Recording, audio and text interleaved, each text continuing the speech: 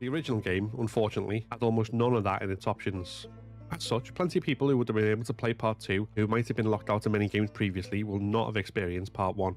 Now they can, with the new accessibility options this game will include.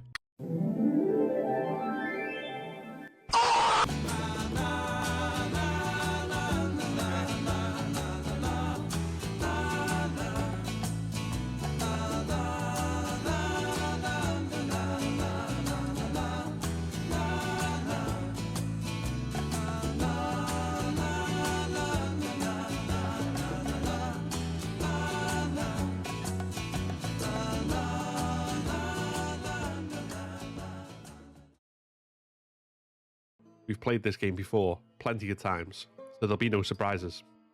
However, I don't think this is just the original game with better graphics. So here are 5 things that justify a remake of The Last of Us, for returning as well as new players. Oh boy, this is gonna be fun. We're gonna see 5 reasons on why The Last of Us Part 1 Remastered is justified. This is gonna be great. Before we get into this video though, feel free to skip what I'm about to talk about.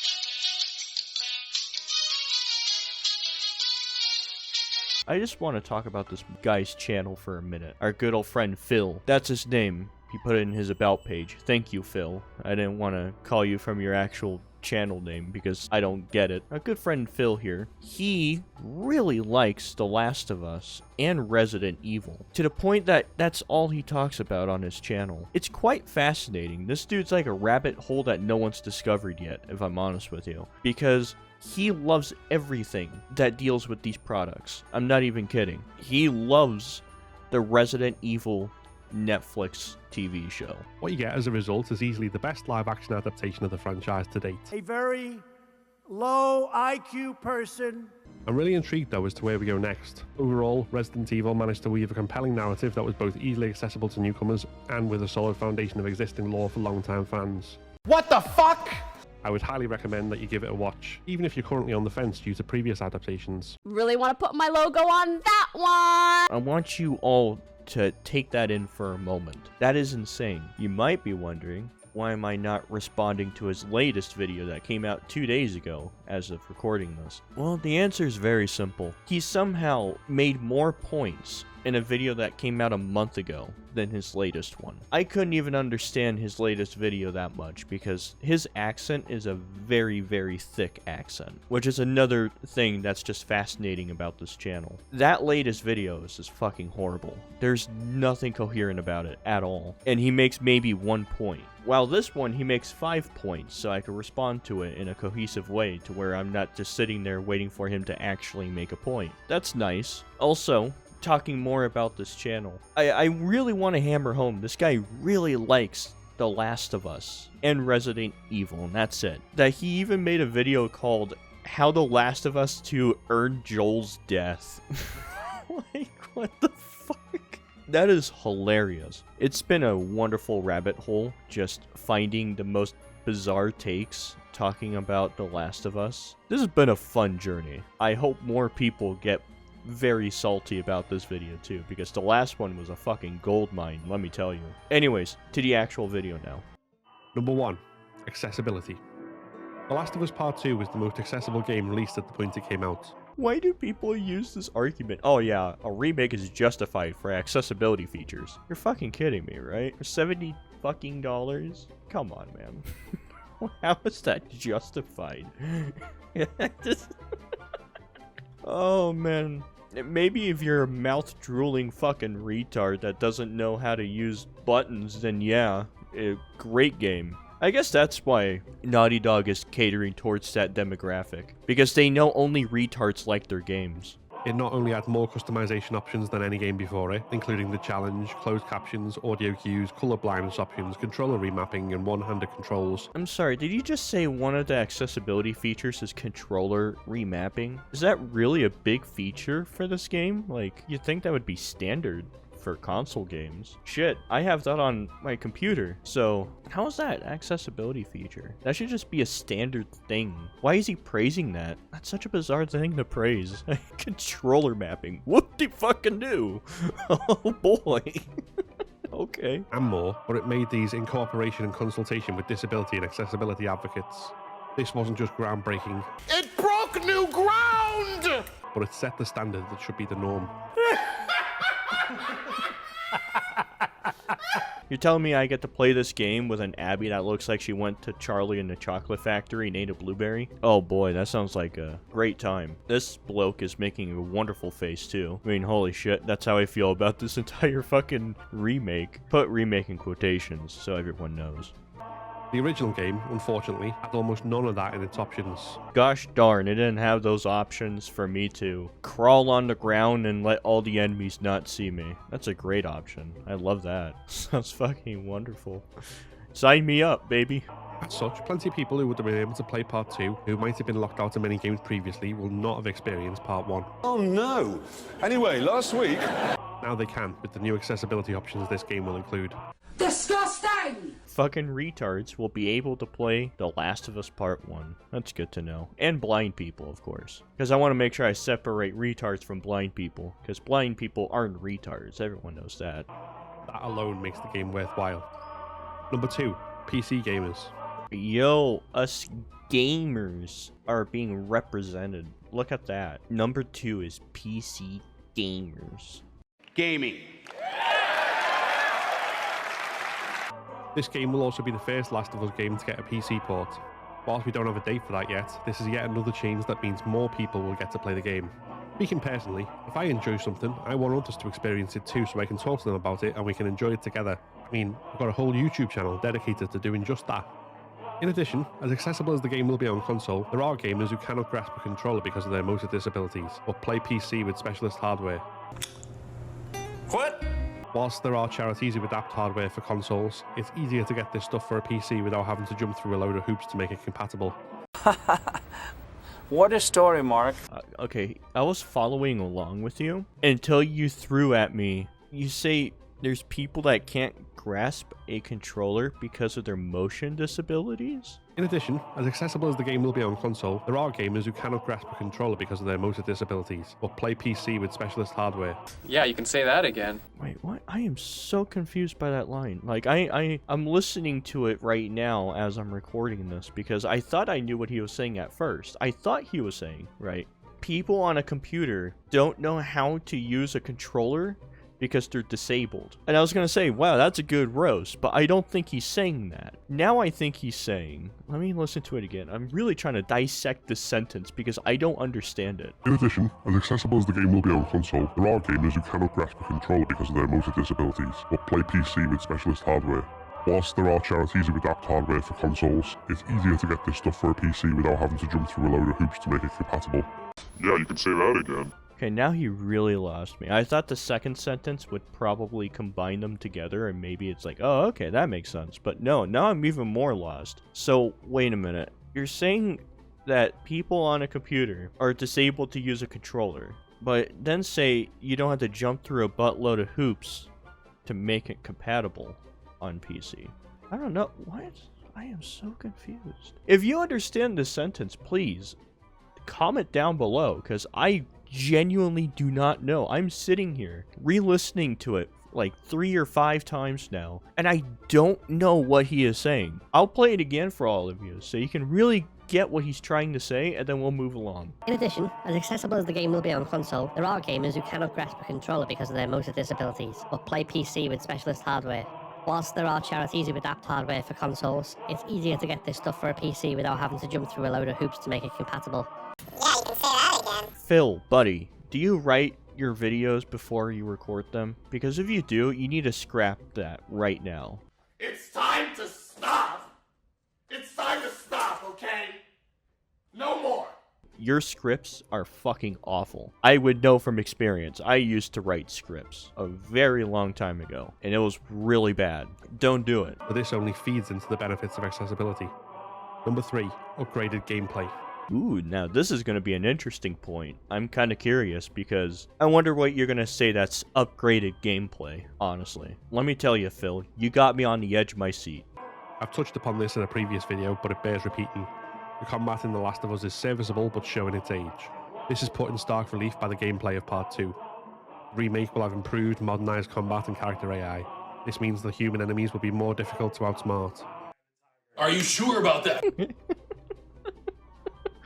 You know, I'm gonna say it again. I never played The Last of Us games, but I do like Naughty Dog, or used to at least. But I have seen a lot of people play The Last of Us Part 1 and 2. And one of those people I watched was Mauler. Because at the time I actually liked Mauler. And I was watching him play Part 2. And he got to a certain section with Ellie. And then this happened. Fuck. Jesus. What is happening right now? What the fuck? What is this? Must have been the wind. Must have been the wind.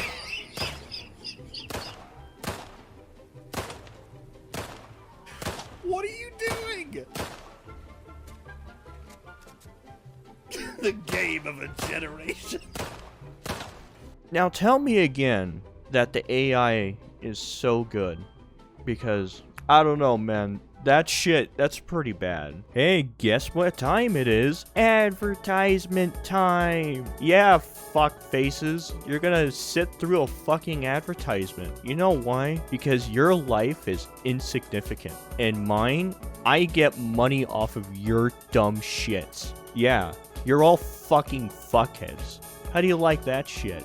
Now watch this advertisement, okay? And consume my product and get excited for my next product.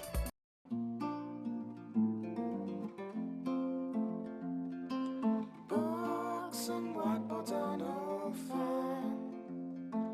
Grab your friends and head out to the sun. We're free and we're young. We're gonna go to another place. No repercussions but our mistakes. Rules are there for us to break. We're gonna slip through a crack in the wall, fly the coop and the urban sprawl, end up down by the seaside. Love is a sunset in the ocean. This kind of shit looks heaps good in slow motion. La, la, la. We're gonna go to let's get out of here! To slow you down!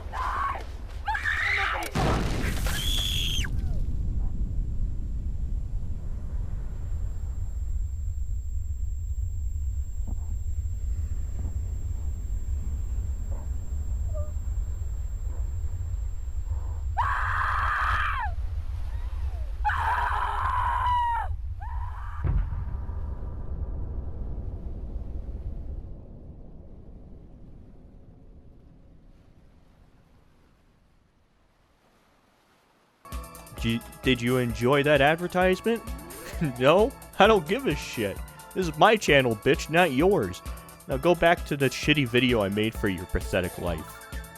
It means NPC allies will be less of an absolute liability, even on higher difficulties where they're more passive. It means that in places like the hotel basement and the sewers, we will have to deal with stalkers which play like they did in Part 2.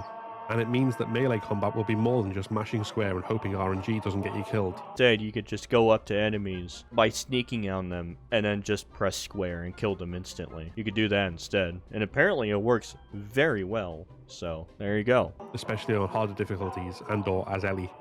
Oh, that sweet, sweet dodge button. How I love it.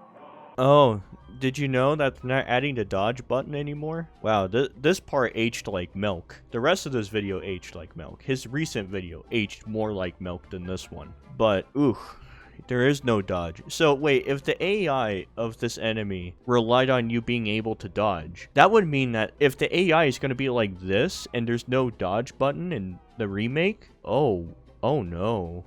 Oh, that's not good. That's gonna be really bad. I hope they don't do that. I mean, the guy just said that they might, but yet again, he just said that he loves the dodge button because of this, so who knows? It's gonna be really funny to see, though. Number 4, speedrunning and permadeath.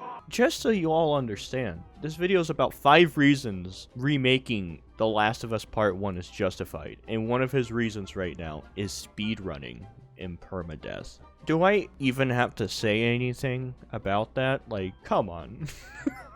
But you know what? Let's see his points. Let's all wash our memory of The Last of Us. We never heard of the franchise before, and we're coming into this point right now. Let's see what he says. Maybe he'll make a compelling point. I doubt it, but we'll see.